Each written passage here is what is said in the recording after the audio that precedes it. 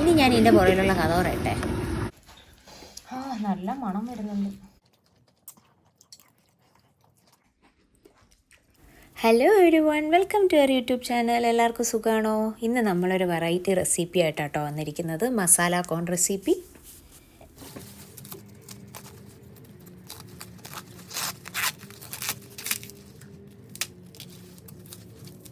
വളരെ റീസെൻ്റായിട്ടാണ് നമ്മളിതൊന്ന് പരീക്ഷിച്ചാലോ എന്ന് വിചാരിച്ചത്. അതിൻ്റെ പുറകിലൊരു വലിയ സ്റ്റോറിയുണ്ട്, അത് ഞാൻ നിങ്ങൾക്ക് വഴിയേ പറഞ്ഞുതരാം.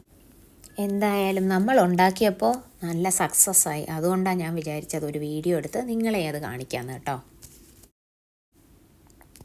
നമ്മളിപ്പോൾ ഇതിന് വേണ്ടിയിട്ട് 4 കോണാട്ടോ എടുത്തത്. പിന്നെ ഈ കോണൊക്കെ UK ഒരുവിധം എല്ലാ കടകളിലും ഉണ്ട്, പക്ഷെ നമ്മൾ വാങ്ങിച്ചിട്ടില്ല എന്നുള്ളതാണ് സത്യാവസ്ഥ.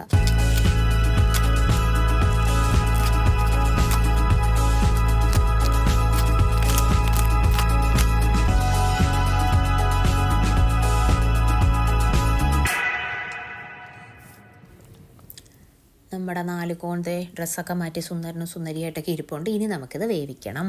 വേവിക്കാൻ വേണ്ടിയിട്ട് ഞാൻ ഇഡ്ഡലി കുട്ടുക യൂസ് ചെയ്തത്. അതിൽ കുറച്ച് വെള്ളം എടുക്കുന്നു, എന്നിട്ട് അതിൻ്റെ താഴത്തെ തട്ട് വെക്കുന്നു, അതിൻ്റെ പുറത്ത് ഈ കോണ് വെച്ചിട്ട് അടച്ച് വെക്കുക. അതാണ് നമ്മുടെ ഉദ്ദേശം.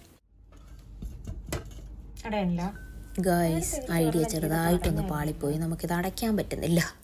3 എണ്ണം മാത്രമേ ഇതിൽ കറക്റ്റായിട്ടിരിക്കുകയുള്ളൂ. നമ്മൾ കഴിഞ്ഞ തവണ ചെയ്തപ്പോഴും 3 എണ്ണം വെച്ചായിരുന്നു ചെയ്തത്. അപ്പോൾ അത് സിമ്പിളായിട്ടിരുന്നു, നല്ലപോലെ അടയ്ക്കാൻ പറ്റി. ഇതിപ്പോൾ 4ാമത് ഒരെണ്ണം കൂടെ ഉള്ളത് കാരണം നമുക്കത് നേരെ അടയ്ക്കാൻ പറ്റുന്നില്ല.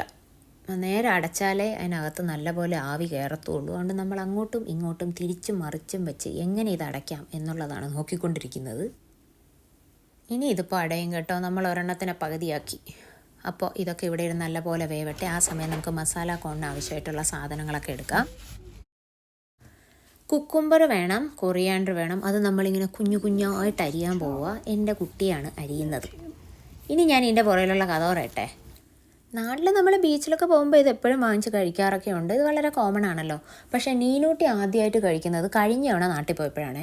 അത് സംഭവം എങ്ങനെയാണെന്ന് വെച്ചാൽ നമ്മൾ എവിടേക്കോ കറങ്ങിയിട്ട് തിരിച്ചു വരുമായിരുന്നു. അപ്പോൾ ഒരു രാത്രി 11-11:30 ആയിക്കണം. അപ്പോഴാണ് മണക്കാട് ജംഗ്ഷനിൽ ഒരാൾ നല്ല ഒരു ഡെക്കറേറ്റഡ് വണ്ടിയൊക്കെ വെച്ചിട്ട് ഈ മസാല കോൺ ഉണ്ടാക്കിക്കൊണ്ടിരിക്കുന്നു.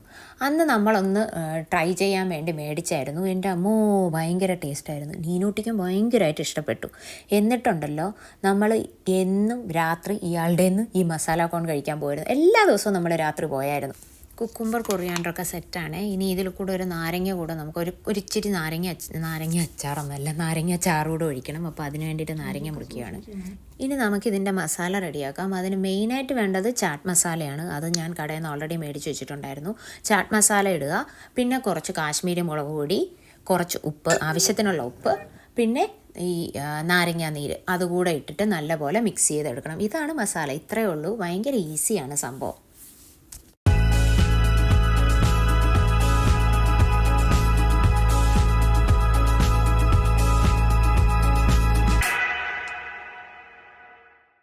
അപ്പോൾ ഞാൻ എൻ്റെ കഥ തുടരട്ടെ. അതായത് ഞാൻ പറഞ്ഞു എന്താണെന്ന് വെച്ചാൽ, അപ്പോൾ നമ്മൾ അന്ന് എല്ലാ ദിവസങ്ങളിലും പോയി കഴിക്കുമായിരുന്നല്ലോ. അങ്ങനെ കഴിച്ച് നമുക്കതിൻ്റെ ഒരുവിധം ഒരു റെസിപ്പി മനസ്സിലായി. അതുപോലെയൊന്നും ഒത്തില്ല, ബട്ട് സ്റ്റിൽ നമുക്കൊന്ന് ട്രൈ ചെയ്ത് നോക്കണമല്ലോ എന്ന് പറഞ്ഞ് ചെയ്തതാണ്. ഇത് സക്സസ് ആണ്. നല്ല ടേസ്റ്റൊക്കെ ഉണ്ട്. നീനൂട്ടിക്കും ഇഷ്ടമാണ്. നമ്മൾ ഓർത്തില്ലേലും അവൾ പറയും ഇതെപ്പോഴും ഉണ്ടാക്കി കൊടുക്കാൻ വേണ്ടിയിട്ട്. അപ്പോൾ ഇനിയിപ്പോൾ നമ്മുടെ മസാലയൊക്കെ സെറ്റാണ്. നമുക്കിനി കോണൊക്കെ വെന്തോ നോക്കാം. നല്ലപോലെ വെന്തിട്ടുണ്ട്. അപ്പോൾ ഇനി നമുക്ക് നമ്മുടെ അടുത്ത പണി തുടക്കാം. നമുക്ക് ഈ മസാല ഈ കോണിലോട്ട് തേച്ച് പിടിപ്പിക്കണം. അതാണ് നമ്മുടെ നെക്സ്റ്റ് സ്റ്റെപ്പ്. നമ്മളിപ്പോൾ ഉണ്ടാക്കി വെച്ച മസാല ഓരോ കോണിലായിട്ട് ഇങ്ങനെ തേച്ച് പിടിപ്പിക്കുകയാണ്.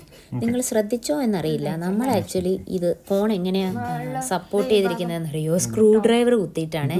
ഇതും നമ്മൾ അവിടുന്ന് കണ്ടുപിടിച്ച ഒരു സാധനമാണ്. അയാൾ സ്ക്രൂ ഡ്രൈവർ ഇങ്ങനെ കുത്തിവെച്ച് സിമ്പിളായിട്ട് തേക്കുന്നുണ്ടായിരുന്നു. നമ്മൾ നോക്കിയപ്പോഴും ഇതാണ് ഏറ്റവും എളുപ്പമുള്ള വഴി.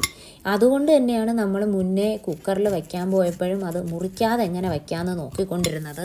ഫുള്ളായിട്ടിരിക്കുമ്പോൾ നമുക്കത് ഈസിയാണല്ലോ.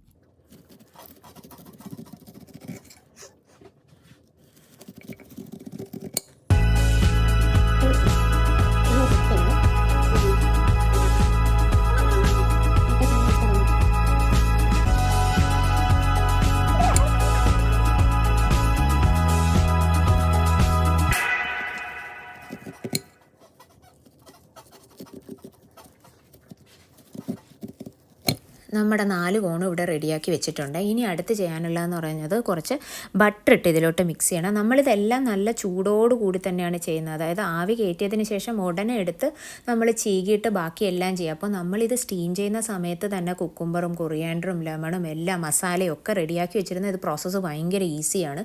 അതുമല്ല ഇത് ചൂടോടുകൂടി കഴിക്കാനാട്ടോ നല്ല ടേസ്റ്റ്. ഇതിപ്പോൾ തന്നെ നല്ല ചൂടുള്ളത് കൊണ്ടാണ്, നിങ്ങളിപ്പോൾ കണ്ടാൽ തന്നെ അറിയാം, ബട്ടർ മിക്സ് ചെയ്യുമ്പോൾ തന്നെ അതിലോടുകൂടി നല്ലപോലെ അതങ്ങ് മിക്സ് ആകുകയും ചെയ്യും. നല്ല മണം വരുന്നുണ്ട്. മീനുട്ടിക്ക് കൊതി കാരണം വെള്ളം ഇങ്ങനെ ഇറക്കുന്ന സൗണ്ട് കേൾക്കാടാ.